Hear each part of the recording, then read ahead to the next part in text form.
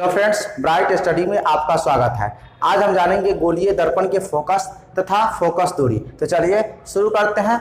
देखिए, फोकस प्रकाश स्रोत से चलने वाली प्रकाश की समांतर किरणें दर्पण से परावर्तन के बाद मुख्य अक्ष के जिस बिंदु पर कटती है या कटती हुई प्रतीत होती है, ठीक है, उस बिंदु को दर्पण का फोकस कहते हैं।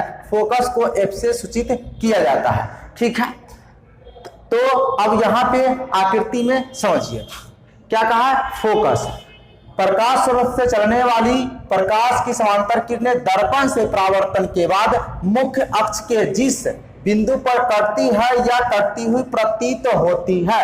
देखिए यहाँ पे ये आपका अवतल दर्पण है, ठीक है, और यहां से C और P, ये CP जो है सो प्रधान अक्ष हो गया। जैसा कि आपको मैंने पिछले वीडियो में बताया था कि P और C के बीच जो इसको P और C को मिलाने वाली रेखा को हम क्या कहते हैं, प्रधान अक्ष। क्या कहते हैं, या प्रधान अक्ष या फिर मुख्य अक्ष कहते हैं, ठीक है।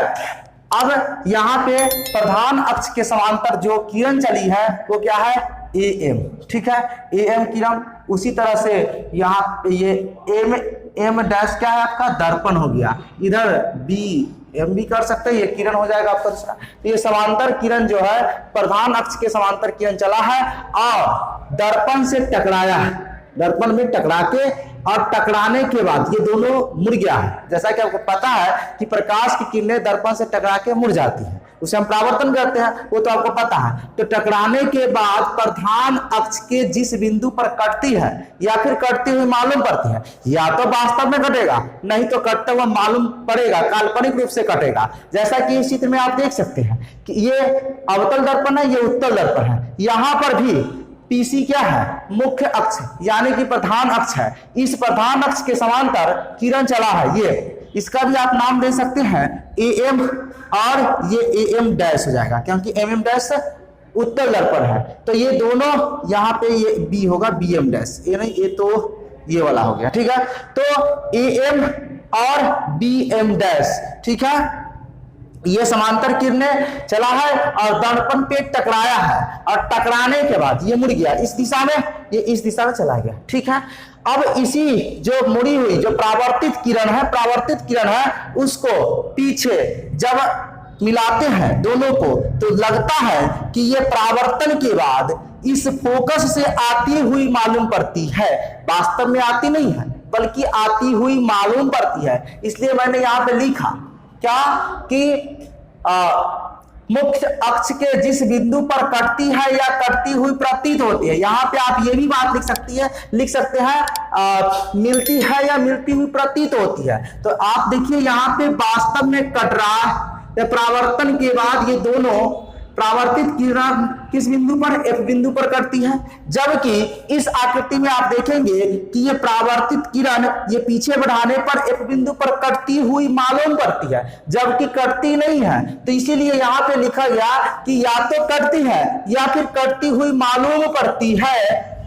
उस बिंदु को दर्पण का फोकस कहते हैं। क्या कहते हैं, फोकस कहते हैं। और फोकस को F से सूचित किया जाता है। फोकस को किस अक्षर से सूचित किया जाता है, F से। यहां से ऑब्जेक्टिव क्वेश्चन 1 नंबर का आ जाएगा कि फोकस को किस अक्षर से सूचित किया जाता है। तो आपको लिखना है कैपिटल F से सूचित किया जाता है। किस अक्षर से, कैपिटल लेटर्स, कैपिटल F, ठीक है। तो आपने अभी समझा कि फोकस किसे कहते हैं। इसको एक बार और देख लीजिए। प्रकाश स्रोत से चलने वाली प्रकाश की समांतर किरणें दर्पण से परावर्तन के बाद मुख्य अक्ष के जिस बिंदु पर कटती है या कटती हुई प्रतीत होती है उस बिंदु को दर्पण का फोकस कहते हैं। फोकस को F से सूचित किया जाता है। इसको मैंने आपको आकृति की सहायता से समझाने का प्रयास किया, ठीक है। अब फोकस दूरी समझिए, ये क्या कहता है, इसे भी हम आकृति के माध्यम से ही समझेंगे। देखिए, गोलीय दर्पण की ध्रुव तथा फोकस की बीच की दूरी को फोकस दूरी या फोकसांतर कहते हैं। फोकस दूरी को स्मॉल f से सूचित किया जाता है, ठीक है। क्या कहा गया है, गोलीय दर्पण के ध्रुव तथा फोकस की बीच की दूरी, ठीक है।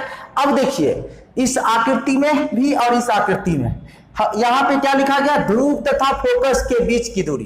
तो ध्रुव आपका क्या है, P, ये पॉइंट P पॉइंट को हम ध्रुव बोलते हैं, और ये F अभी अभी जाने कि आप इसको फोकस बोलते हैं। तो यहाँ लिखा गया कि ध्रुव तथा फोकस के बीच की दूरी को फोकस दूरी कहा जाता है। इसमें भी ये ध्रुव है P बिंदु और ये F बिंदु, तो P से F की दूरी जो होगी वो फोकस दूरी कहलाएगा।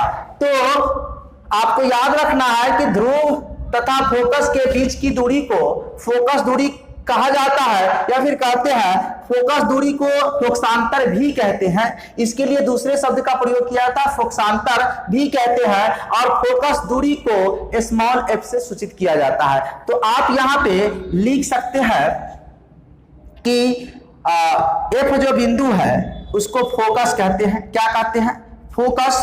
और pf जो है, pf ये है फोकस दूरी, फोकस दूरी, और फोकस दूरी को स्मॉल f से सूचित किया जाता है।